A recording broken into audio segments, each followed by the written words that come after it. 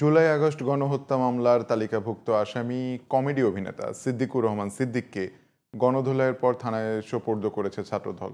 মঙ্গলবার রাজধানীর কাকরাইলে বিকেল 4টার দিকে সিদ্দিককে ধরে প্রকাশ্যে স্লোগান দিতে দিতে থানার দিকে নিয়ে যায় ছাত্র জনতা। পরে থানার সামনে দেয় এক বক্তব্যে ছাত্রদলের সাংগঠনিক সম্পাদক আমানুল্লাহ আমান বলেন, একটি গোষ্ঠী শুধুমাত্র মুখেই বলে ফ্যাসিবাদের দোসরকে বাংলাদেশে ঠাঁই দেওয়া হবে না, অথচ তারা আঁতাত করে চলে। পক্ষান্তরে বাংলাদেশ জাতীয়তাবাদী ছাত্রদল ফ্যাসিবাদের দোসরদের যেখানেই পাচ্ছে সেখান থেকে ধরে এনে আইন প্রয়োগকারী সংস্থার হাতে তুলে দিচ্ছে বলেও জানান আমান।